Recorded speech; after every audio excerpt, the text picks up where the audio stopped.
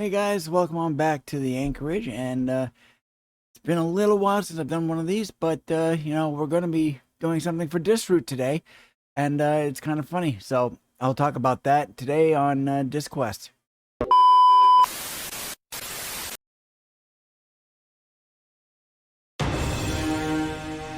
Okay, welcome on back, and I am currently using my old camera, which is directly on top of the monitor.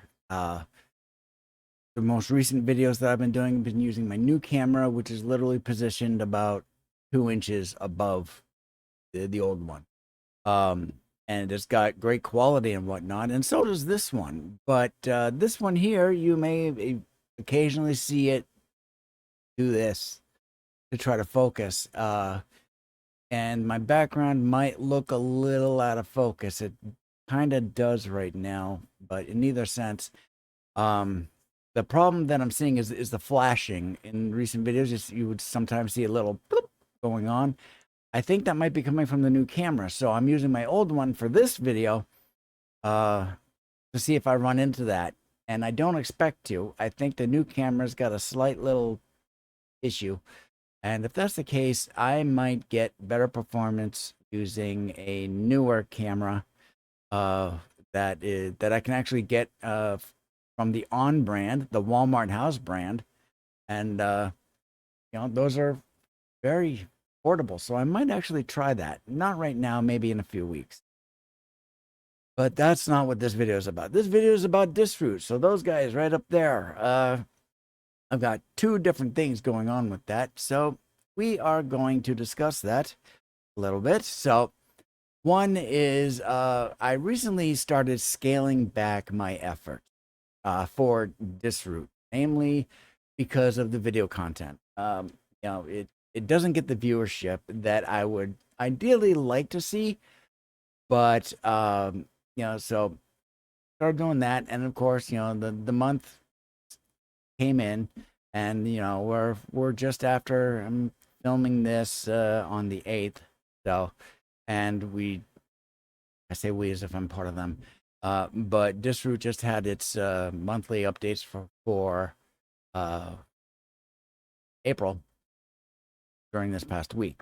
Sorry if I've got little gaps, but neither sense. They just had their updates, and I received a message from Muppet directly. So, hey guy, how you doing? Nice to see you. Or I'll see the lens. You get to see me. But neither sense. I received a message from them regarding additional volunteer efforts, and that happened to be on my personal Pleroma account that I have through them, fe.disroot.org, and I haven't been on that one in some time, and I just happened to pop into it because I wanted to check something, and I saw that there was a message from them, and I'm like, wow. So I went into it, and it was literally sent the day prior. Like it said like 19 hours ago. And I'm like, wow, that's good timing. And so I looked at it, and he had a question for me regarding further volunteer efforts that I might be interested in. And it's really interesting. I need to take some time to really think it over. It's I don't want to say it's QA stuff.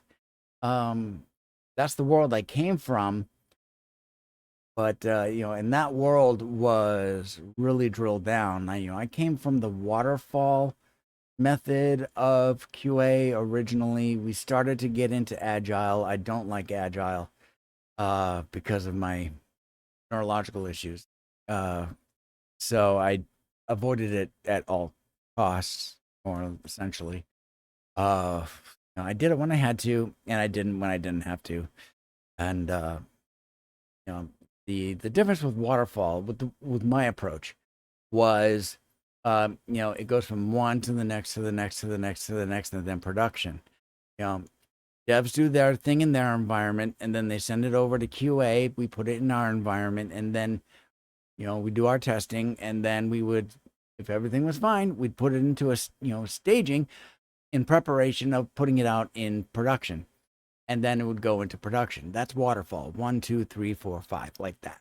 as it were. With Agile, you don't have any of that. You've got development and then you've got production. So basically, all of your methods or your process flow is development, testing, staging, maybe staging. I can't say one way or the other, but you got dev, you do everything pre-release in the development environment, and then you push it out into production. You just say, oh, okay, so we're just gonna throw faith to the wind and poof, here you go, and watch it break.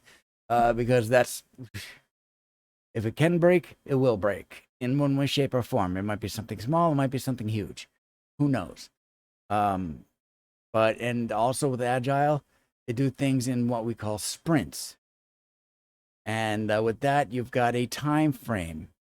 You've got your overall project, and then you've got your sprints, and then you've got your Scrum, like that. You got your Scrum, which is in between, and then you've got your sprints inside of the Scrums. And the sprints go for I'm gonna say a short amount of time, and it's different with everybody. With us, it was like 2 weeks, and and then you would get finished with one, and then you get done with that, push it off to the side, and move on to your next sprint. And of course, have everybody working in those sprints, and everybody would have their little piece, and they'd contribute towards it, and and that's to get things done really quick and not gone, like that. And it's a great method, but for me in particular, I can't operate in an agile environment. As far as anything corporate goes, I came from the corporate world, big bank, that kind of thing, and it was like like that. And I'm not part of that world anymore. I want to say thank goodness, because I myself have to take things at my pace, which is not always congruent to how those folks work. So Disroot in particular, I think they might operate on Agile, but it's different because they're not a corporation. Thank you, guys. But they do kind of have some ideas and values where they want to make sure they're on a particular schedule to make sure that things are done in a in a reasonable amount of time. Thank goodness. And I got invited to be involved in that.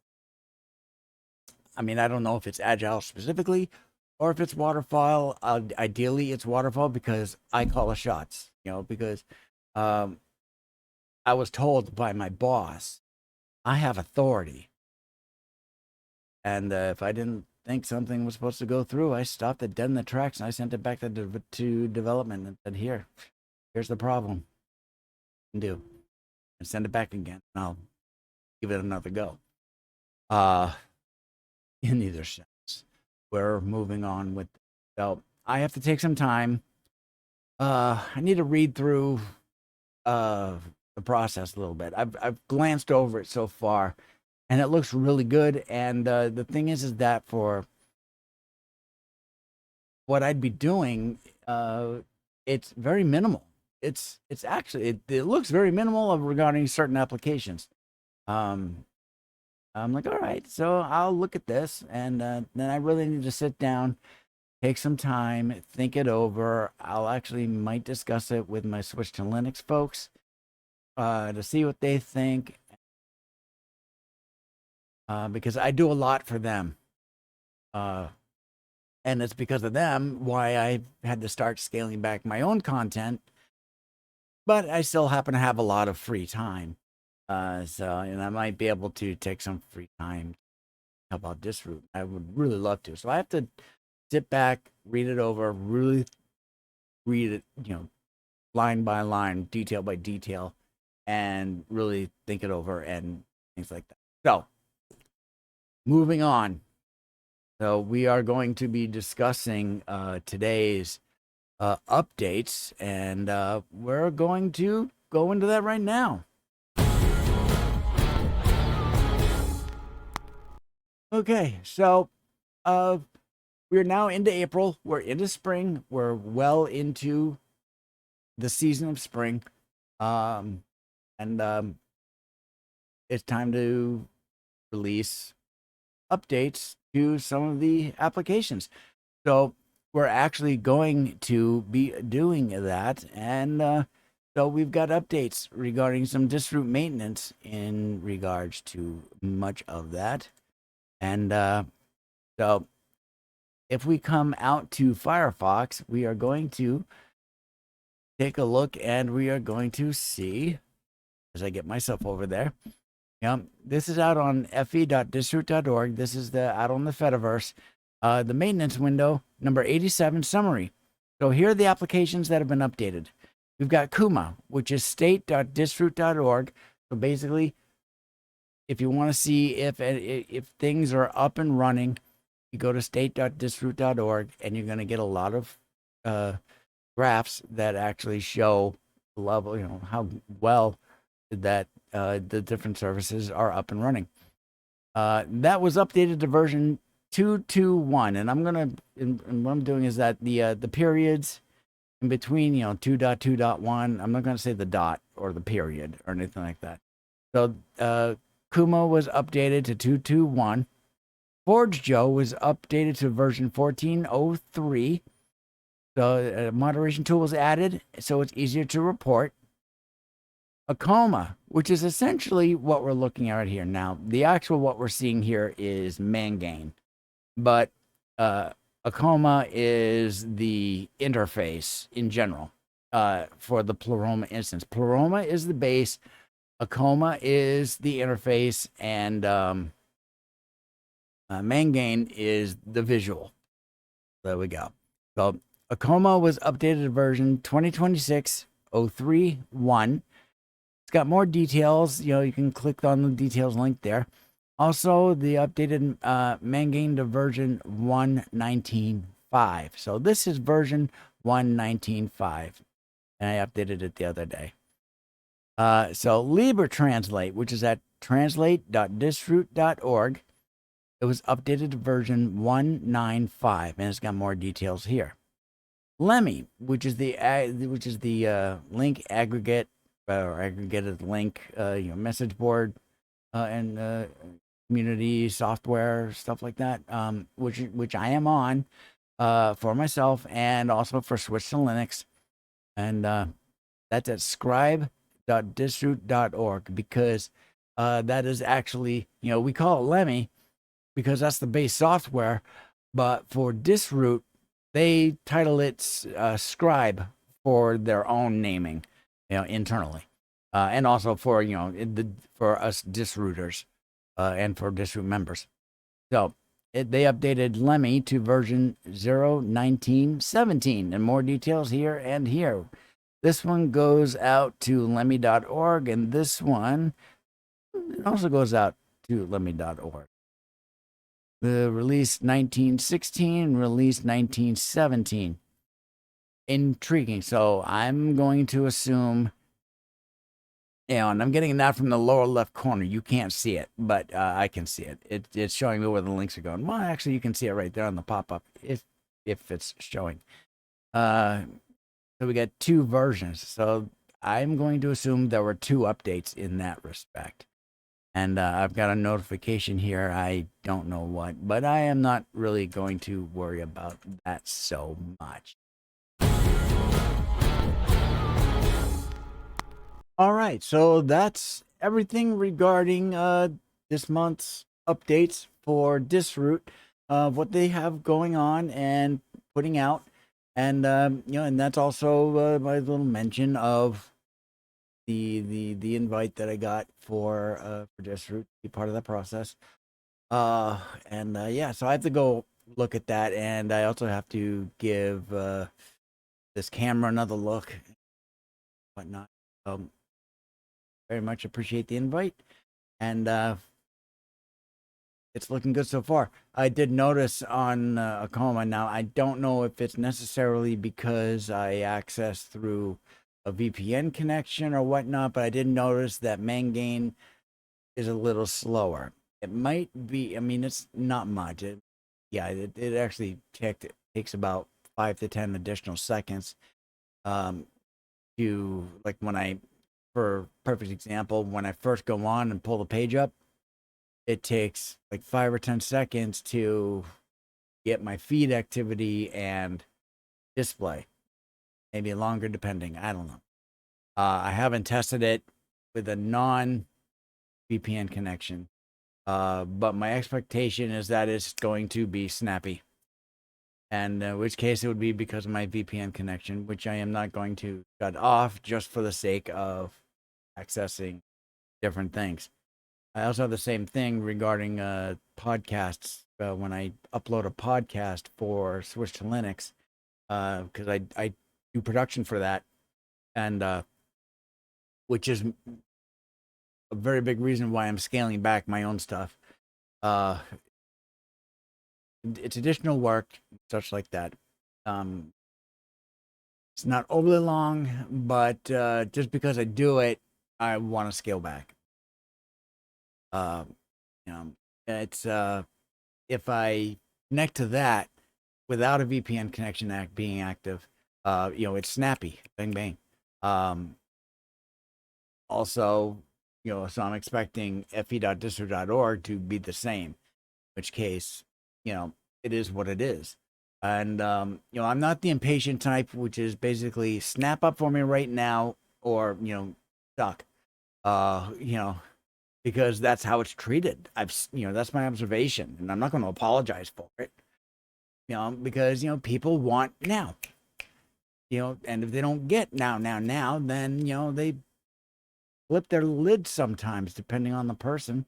But me, I'm very patient. So, I grew up in the pre-internet world, the pre-dial-up world of the internet, pre-internet, pre-everything. I mean, I started on a Spectrum. Hello.